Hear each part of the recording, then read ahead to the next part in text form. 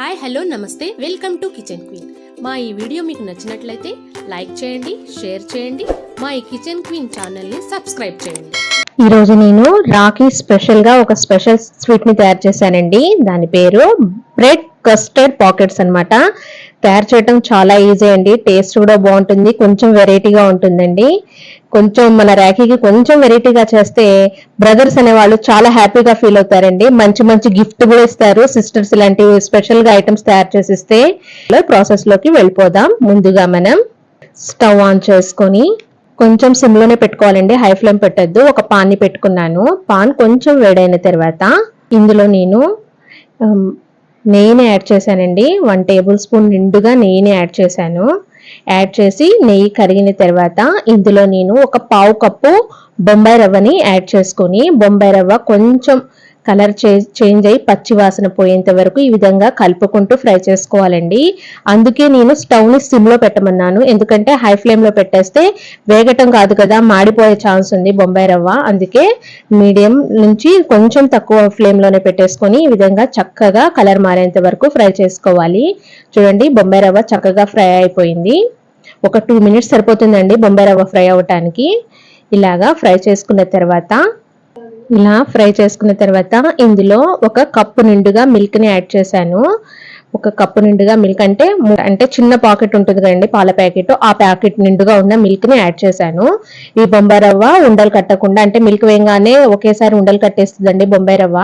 ఇలా ఉండలు కట్టకుండా ఇలాగా స్పూన్ తో కలుపుకుంటూ మనం ఇది బొంబాయి రవ్వని ఉడకనివ్వాలి. ఇవి ఉడుకుతున్నప్పుడు ఇందులో నేను ఒక చిన్న కప్పులో హాఫ్ కప్పు మిల్క్ పౌడర్ ని యాడ్ చేశాను. యాడ్ చేసేసి ఈ విధంగా కలుపుకుంటూ ఎక్కడ ఉండలు కట్టకుండా ఇలా యాడ్ చేసుకోవాలి. చక్కగా అది మొత్తం మిల్క్ పౌడరు బొంబాయి రవ్వ బాగా కలిసిన తర్వాత ఇందులో ఏ కప్పుతో అయితే మిల్క్ పౌడర్ తీసుకున్నాను అదే కప్పు నిండుగా షుగర్ ని యాడ్ చేశానండి. షుగర్ ని యాడ్ చేసి ఈ విధంగా కలుపుకుంటూ షుగరు, బొంబాయి రవ్వ, మిల్క్ పౌడర్ చక్కగా మిక్స్ అయ్యే వరకు ఈ విధంగా చక్కగా కలుపుకుంటూ మనం ఉడకనివ్వాలండి. చూడండి, చక్కగా ఈ మిశ్రమం అనేది కొంచెం చిక్కగా అయ్యేంత వరకు మనం ఉడకనివ్వాలన్నమాట. నేను వీడియోలో చూపించిన విధంగా ఈ విధంగా కలుపుకుంటూ మనం ఈ బొంబాయి రవ్వ, మిల్క్ పౌడర్, ఈ షుగర్ ని చక్కగా మెల్ట్ అయ్యి చక్కగా ఉడుకుతున్న వరకు, ఉడికి దగ్గరకు వచ్చేంత వరకు ఇలా కలుపుకుంటూనే ఉడకనివ్వాలండి. చూడండి, ఇప్పుడే కొంచెం ఈ బొంబాయి రవ్వ మిశ్రమం అనేది కొంచెం దగ్గర పడుతుంది. కానీ మనం ఎక్కడా కలపకుండా వదిలేస్తే మాడిపోతుందండి ఈ స్టఫ్ చేసేదన్నమాట. ఇలాగా కలుపుకుంటూ మనం ఉడకనివ్వాలి. కొంచెం దగ్గరకు వస్తుంది, మినిమం 5 మినిట్స్ పడుతుందండి. ఇది ఉడికి దగ్గరకు వచ్చేంత వరకు 5 మినిట్స్ పడుతుంది. కొంచెం ఓపిక చేసుకుంటే మనం వెరైటీ స్వీట్స్ అనేది తయారు చేసుకోవచ్చండి. ప్రతి వంటకానికి ఓర్పు అనేది చాలా అవసరం అండి. చూడండి, మనం కలుపుకుంటూ ఉన్నాము. మిశ్రమం దగ్గర పడి పాన్ ని వదిలేంత వరకు మనము ఇలా కలుపుకుంటూనే ఈ మిశ్రమాన్ని ఉడకనివ్వాలన్నమాట. చక్కగా ఉడుకుతుంది, దగ్గర పడుతుంది అనమాట. చూడండి, దగ్గరికి వచ్చేసింది, పాన్ కూడా వదులుతుంది. చూడండి, చక్కగా తయారైపోయింది. పాన్ ని వదిలేసింది, చక్కగా మొత్తం మిక్స్ అయిపోయి ఒక స్టఫింగ్ కి రెడీగా ఉందన్నమాట. ఈ బొంబాయి రవ్వ, మిల్క్ పౌడర్, షుగర్ అన్నమాట, ఈ 3 కలిపేసింది. చూడండి, చక్కగా పాన్ వదిలేసింది. ఈ టైంలో మనము స్టవ్ ఆఫ్ చేసి దించేసి మిశ్రమాన్ని చల్లారటానికి పక్కన పెట్టేసుకుందాము. ఇప్పుడు సెకండ్ ప్రాసెస్ లోకి వెళ్దాము. మళ్ళీ ఒక స్టవ్ ఆన్ చేసుకొని ఒక పాన్ ని పెట్టి ఇందులో నేను ఒక చిన్న పాకెట్ నిండుగా ఉండే పాలనంటే ఒక పెద్ద గ్లాస్ నిండుగా ఉండే పాలని యాడ్ చేశాను. పాలు ఇవి మరుగుతుండాలన్నమాట. ఇవి మరుగుతున్నప్పుడు ఇందులో ఒక చిన్న కప్పు నిండుగా షుగర్ ని యాడ్ చేశాను. నేను కప్స్ అయితే ఒక సైజు, మిల్క్ కి అయితే పెద్ద సైజ్ కప్ ను యూజ్ చేశానండి. షుగర్ కి చిన్న కప్ ని యూజ్ చేశాను. మిల్క్ పౌడర్ కూడా చిన్న కప్పునే యూజ్ చేశాను అనమాట. షుగర్ ని వేసేసి ఇలా పాలలో షుగర్ కలిసేటట్లు ఈ విధంగా చక్కగా కలుపుకోవాలన్నమాట. ఇలా కలుపుకుంటూ పాలని మరగనివ్వాలి.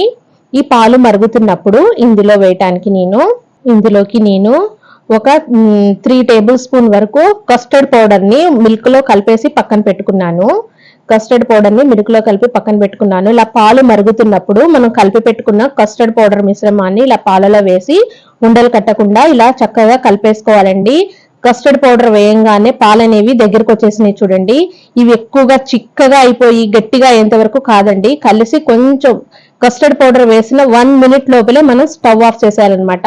చూడండి ఈ కన్సిస్టెన్సీలో ఉండాలన్నమాట, మరీ చిక్కగా అయిపోకూడదు. ఈ కన్సిస్టెన్సీలో ఉన్నాక మనం స్టవ్ ఆఫ్ చేసేసి చల్లరటానికి పక్కన పెట్టేసుకుందాము. ఇప్పుడు బ్రెడ్ స్లైస్ ను సైడ్స్ ఇలాగా నేను ఇలా కట్ చేస్తున్నాను. సిజర్ తో ఈ విధంగా సైడ్స్ అన్ని కట్ చేస్తున్నాను బ్రెడ్ స్లైస్ కి. ఇదే విధంగా నేనైతే బ్రెడ్ పీసెస్ యొక్క స్లైసెస్ ని ఈ విధంగా సిజర్ తో మొత్తం కట్ చేసేసుకొని ఒక పక్కన పెట్టుకున్నాను. ఇప్పుడు నేను ప్రాసెస్ చూపిస్తాను. ఒక నైఫ్ తీసుకొని ఈ విధంగా బ్రెడ్ స్లైస్ ని టూగా డివైడ్ చేసుకోవాలండి.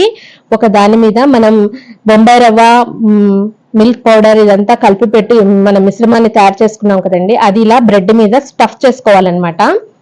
స్టఫ్ చేసుకొని చూడండి వీడియోలో చూపించిన ఇలాగా చక్కగా మొత్తం స్టఫ్ చేసుకొని ఇంకో బ్రెడ్ పీస్ ని దీని మీద కవర్ చేసుకోవాలి. అంటే పాకెట్స్ గా తయారు చేసుకోవాలన్నమాట.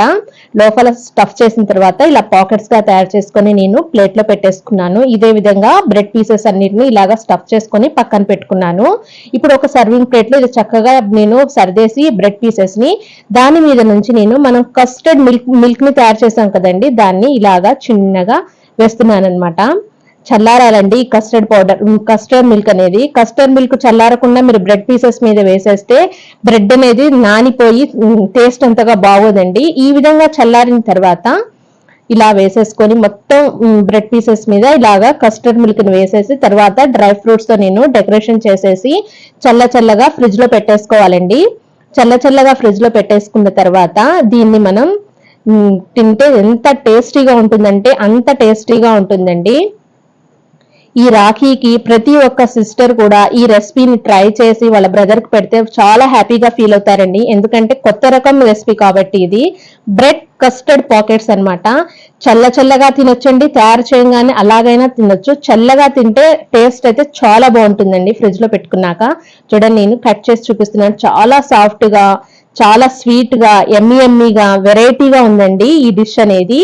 మీకు ఈ డిష్ నచ్చినట్లయితే మీరు ట్రై చేసి ఈ రాఖీకి మీరు ఇలా ఈ టేస్టీ స్వీట్ రెసిపీ తయారు చేసి మీ బ్రదర్ కి నచ్చిందో లేదో నాకు కామెంట్ బాక్స్ లో కామెంట్ చేయండి.